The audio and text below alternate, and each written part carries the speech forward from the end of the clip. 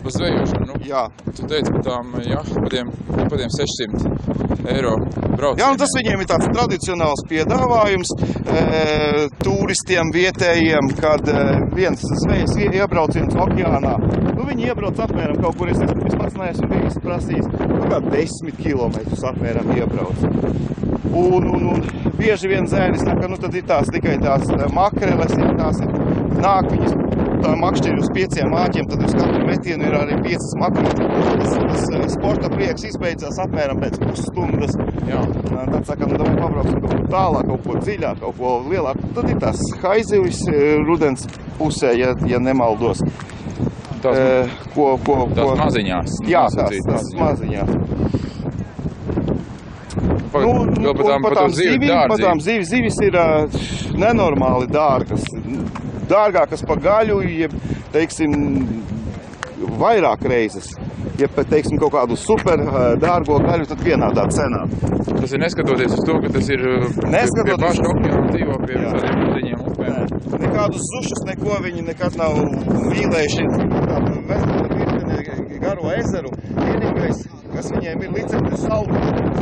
Nekādi tīkli, nekas netiek rūpnieciskā zveja organizēta, izņemot sušus. Tie arī visi aiziet kaut kur uz eksportu.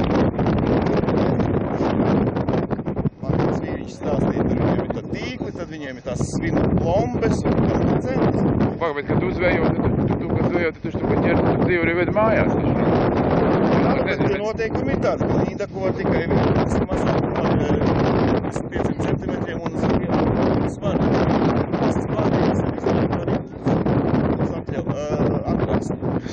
Tu saķer pilnu maisu, piemēram, zivīm, visi palaid vaļā, vienu ved mājās. Viss jālaiž vaļā.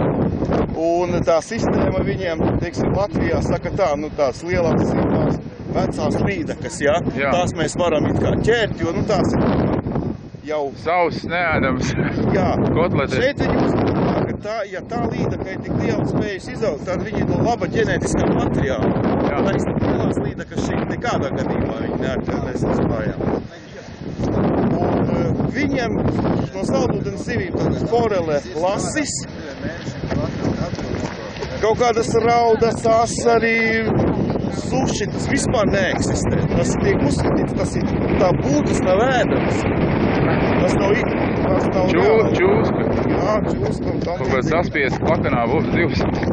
Pie visiem ezeriem stāv zīmes, kad don't kill pikes. Tātad nenogalina līdaku, ja tas tiek uzsvērts, ka, kā saka, nenes viņu mājās, neizmanto viņu tādā veidā. Viņiem līdaka kaut kā tā kā svētā zivs, nezinu kāpēc. Tiešām svētā govs, īriem svētā līdaka. Holy pike. Jā. Nu, no jūras zivīm, tad, protams, ko ir ļoti viegli noķert, tas ir tās skumbrijas.